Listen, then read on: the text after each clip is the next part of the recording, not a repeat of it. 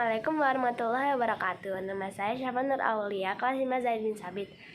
Allah menciptakan 25 nabi dan rasul yang wajib kita ketahui.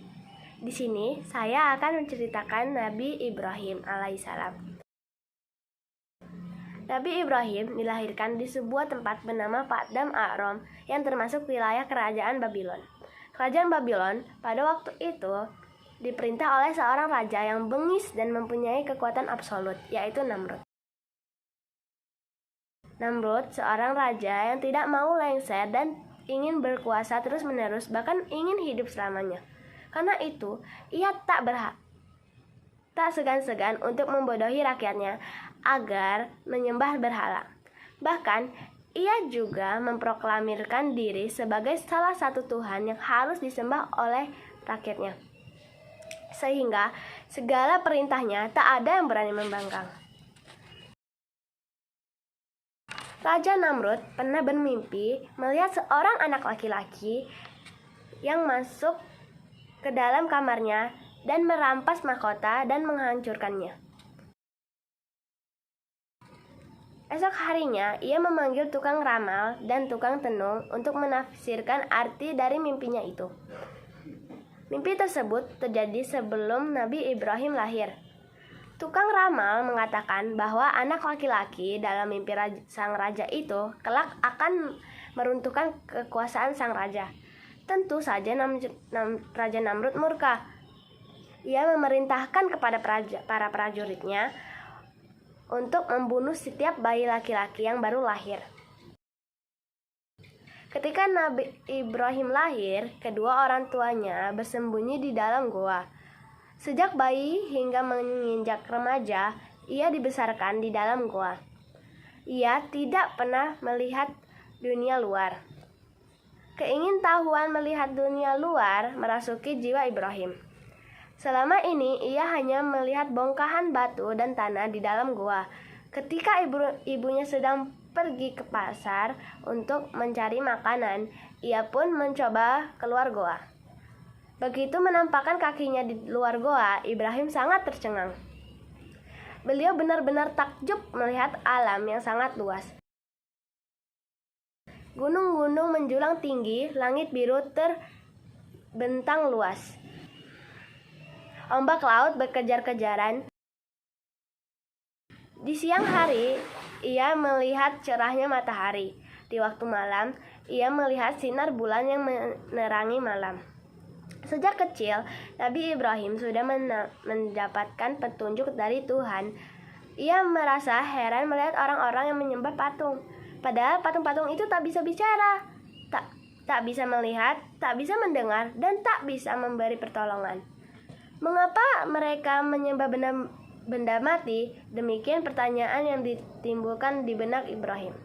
Apabila ia bertemu dengan onta, kambing, dan domba-domba, selalu bergolak pertanyaan dalam hatinya. Siapakah yang menciptakan semua itu? Beliau ingin mencari siapakah yang berkuasa atas semua ini. Siapakah seharusnya yang pantas dijadikan Tuhan dan wajib disembahnya. Di waktu siang hari, ia melihat matahari, namun di senja hari, matahari itu tenggelam dan tak nampak lagi. Saat malam tiba, ia melihat bulan dan bintang, namun bulan itu akhirnya tenggelam dan tak nampak lagi. Aku tidak suka bertuhan yang tenggelam itu, ucapnya dalam hati. Hingga pada akhirnya, Ibrahim dapat menemukan kesimpulan. Akal pikirannya yang masih suci, bersih untuk memutuskan bahwa Tuhan yang adalah yang menciptakan semua alam ini. Berkata dalam hatinya, Tuhanku adalah yang menciptakan langit dan bumi. Tuhanku yang menciptakan manusia, tumbuhan, hewan, dan apa saja yang terdapat di muka bumi ini. Ibrahim diizinkan kedua orang tuanya keluar dari goa dan hidup di tengah-tengah masyarakat. Setelah menginjak dewasa dan berita tentang pembunuhan bayi-bayi sudah tidak terdengar lagi. Betapa sedih hati Nabi Ibrahim. Ternyata masyarakat di sekitarnya sudah bobrok mental dan akhlaknya. Akal dan pikiran mereka benar-benar sudah tumpul, sehingga patung dan batu-batu bergambar mereka jadikan Tuhan yang disembah-sembah. Bahkan ayah beliau sendiri adalah tukang pembuat patung yang dijual ke masyarakat.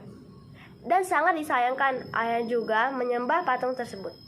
Kemudian Nabi Ibrahim mengadu kepada Tuhan, "Ya Tuhan, aku sedang menderita batin. Aku melihat kemungkaran dan kesesatan. Untuk apakah gerangan akal pikiran yang dikaruniakan untuk mencari kekayaan dan berbuat kerusakan belaka? Oh Tuhanku, tunjukilah aku kalau Tuhan tidak menunjukiku. Sungguh aku akan menjadi orang yang tersesat dan berbuat aniaya." Kemudian Allah memberikan petunjuk kepadanya. Beliau diangkat menjadi nabi dan rasul. Ia diberi wahyu sehingga keyakinan tentang adanya Tuhan bukan sekadar kesimpulan akal pikirannya belaka, melainkan berasal dari ketetapan Tuhan. Allah telah mengajarkan segala rahasia yang ada di balik alam nyata ini, bahwa di balik alam nyata ini ada juga alam gaib. Setiap manusia yang mati kelak akan dibangkitkan lagi di alam akhirat. Sebenarnya, Nabi Ibrahim sudah percaya akan adanya pembalasan di akhirat. Pada suatu hari, ia ingin memperoleh petunjuk yang lebih nyata dan meyakinkan hatinya. Maka berdoalah beliau kepada Tuhan, "Ya Tuhanku, perlihatkanlah kepadaku bagaimana Engkau menghidupkan orang-orang mati." Dan Allah menjawab pertanyaan Ibrahim itu dengan sebuah pertanyaan. "Apakah kamu belum percaya, Ibrahim?" "Saya telah percaya, tetapi supaya bertambah yakin hati saya," jawab Nabi Ibrahim. Kemudian Allah memerintahkan Ibrahim mengambil 4 ekor burung. Keempatnya dipotong-potong dan tubuhnya dicerai-beraikan atau dipisah-pisahkan. Potong-potongan kecil dari keempat burung itu dilumatkan kemudian dijadikan 4 onggok. Masing-masing onggokan diletakkan di puncak 4 bukit yang letaknya berjauhan. Lalu Ibrahim diperintahkan mengambil burung-burung yang sudah hancur tadi. Tiba-tiba saja burung itu hidup lagi seperti sedia kala dan menghampiri Ibrahim. Melihat kejadian tersebut, maka bertambah yakinlah Ibrahim akan kekuasaan Allah yang menghidupkan sesuatu yang sudah mati. Kemudian Allah Subhanahu wa taala berfirman, "Demikian pula aku akan membangkitkan manusia yang sudah mati untuk dihidupkan di alam akhirat. Aku akan dihisap amal perbuatannya untuk dihidupkan di alam akhirat dan akan dihisap amal perbuatannya sewaktu di dunia. Dan semua manusia akan menerima balasannya sendiri-sendiri." Orang yang pertama kali diajak Nabi Ibrahim menyembah kepada Allah adalah ayahnya sendiri yang bernama Azar. Nabi Ibrahim mengingatkan kepada ayahnya dengan bahasa yang lemah lembut, penuh kesopanan. "Wahai ayahku, mengapa engkau menyembah sesuatu yang tidak terdengar, tidak melihat, tidak dapat menolong kamu sedikit pun? Wahai ayahku, sesungguhnya aku mempunyai ilmu yang diberikan Allah dan tidak mungkin diberikan kepadamu. Maka ikutilah nasihat-nasihatku. Niscaya akan menunjukkan kepadamu jalan yang lurus, wahai ayahku. Janganlah engkau menyembah setan. Sesungguhnya setan itu durhaka kepada Tuhan yang Maha Pemurah. Wahai ayahku, sesungguhnya aku khawatir engkau akan ditimpa azab dari Tuhan yang Maha Pemurah. Maka engkau menjadi kawan dari setan." Namun ayahnya tidak mau mengikuti ajakan Ibrahim. "Bencikah kamu terhadap Tuhanku Ibrahim? Jika kamu tidak berhenti mengajakku, niscaya aku akan merajammu." Di saat rumah penyembahan berhala kosong, maka Ibrahim masuk membawa kapak berhala-berhala kecil dan sedang dihancurkannya. Lalu kapak yang dibawanya itu diletakkan di leher berhala yang paling besar. Raja Namrud dan pengikutnya kembali dari perburuan dan dengan wajah gembira. Mereka akan mengadakan pesta pora sambil menyembah berhala di ruang pemujaan. Namun, betapa terkejut mereka saat melihat berhala-berhala itu telah cerai-berai. Raja Namrud sangat marah dan berkata, "Kurang ajar! Siapa yang berani menghancurkan berhala kita?" Tak seorang pun yang menjawab. Tapi ada saksi yang melihat bahwa hanya Ibrahim saja yang tidak ikut berburu ke hutan dengan alasan perutnya sakit. "Tangkap dia dan bawa ke hadapanku," perintah Raja Namrud. Kemudian Ibrahim pun ditangkap. Dalihnya karena Hanya ia seorang yang tidak ikut keluar kota untuk berburu hewan. Pastilah ia yang melakukan penghancuran ini. Ia dibawa ke hadapan Raja Namrud. Disaksikan rakyat banyak, ia diinterogasi. Ibrahim tersenyum. Memang inilah yang diharapkannya. Apakah kamu yang menghancurkan berhala-berhala itu? Tanya Raja Namrud. Bukan, Ibrahim menjawab. Ibrahim, sergah Raja Namrud, cukup banyak bukti yang menunjukkan kaulah pelakunya. Tak usah mungkir. Bukan aku pelakunya, balas Ibrahim untuk memancing emosi Raja Namrud. Ia ingin mengajak dialog raja itu. Baiklah Raja Namrud, lanjut Ibrahim. Saya akan pikirkan kamu yang punya pikiran.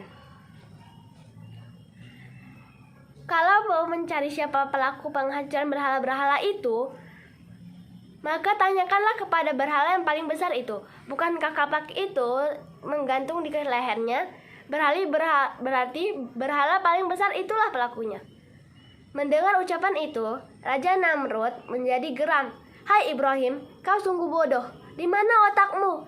Masa patung seperti itu akan saya ajak bicara? Mana mungkin dia bisa bicara? Kau jangan mengada-ngada. Dengan lantang Ibrahim berkata, hai Raja Namrud, siapa sebenarnya yang bodoh? Mengapa patung yang tak dapat bicara dan bergerak kau jadikan Tuhan yang harus disembah? Mengapa patung dan berhala yang tidak dapat melindungi dirinya itu kalian puja-puja? Bukankah ini kebodohan yang teramat angat? Raja Namrud dan pengikutnya terdiam mendengar jawaban Ibrahim itu. Sebagian masyarakat yang akalnya sehat membenarkan ucapan Nabi Ibrahim. Namun, mana berani mereka angkat bicara. Sementara Raja Namrud dan pengikutnya tak dapat membantah. Hanya amarah yang timbul di hatinya.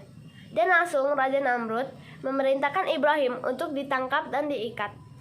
Raja Namrud bertanya kepada para penasihatnya, apa hukuman yang pantas dijatuhkan untuknya? Bakar saja dia sampai mati, jawab para penasihat kerajaan. Mereka segera mengumpulkan kayu-kayu. Ibrahim diletakkan di atasnya dalam keadaan terikat, kemudian dibakarlah ia. Hingga kayu yang bertumpuk-tumpuk itu habis, Raja Namrud dan rakyatnya mengira Ibrahim akan hangus menjadi abu. Namun setelah api padam, masih segar bugar, Ibrahim, itulah mukjizat Nabi Ibrahim, tidak mempan dibakar api. Nabi Ibrahim pun meneruskan dakwahnya untuk mengajak manusia hanya menyembah Allah. Hal ini membuat murka Raja Namrud. Suatu hari, Nabi Ibrahim dipanggil menghadap ke istana Raja Namrud. Engkau telah menyebarkan fitnah yang jahat sekali. Adakah Tuhan selain aku? Akulah Tuhan yang harus kamu sembah. Aku dapat mengatur dan merusak segalanya. Siapakah yang lebih tinggi kekuasaannya daripada aku? Hukum yang kutetapkan mesti berlaku. Keputusanku pasti berjalan. Semua orang tunduk padaku. Mengapa engkau menantangku? Kata Raja Namrud. Ibrahim menjawab dengan tenang. Tuhanku adalah Allah. Dialah yang kusembah. Dia telah menciptakan kamu dan aku yang asalnya tidak ada. Ia sanggup mematikan dan menghidupkan siapa saja yang dikehendakinya. Ia adalah pencipta langit dan bumi. Aku juga bisa menghidupkan dan mematikan, sanggah Raja Namrud. Benarkah? Tanya Ibrahim. Raja Namrud kemudian memerintah pengawal untuk mengeluarkan 2 orang narapidana. Kemudian Namrud mengambil pedang. Salah seorang dari narapidana itu dipenggal lehernya sampai mati. Seorang lagi diampuni, dibiarkan hidup. Kemudian Namrud berkata, begitulah caranya aku menghidupkan dan mematikan. Dan sejak saat itu Namrud menganggap Ibrahim sebagai musuh besarnya. Sekian cerita dari saya. Wassalamualaikum warahmatullahi wabarakatuh.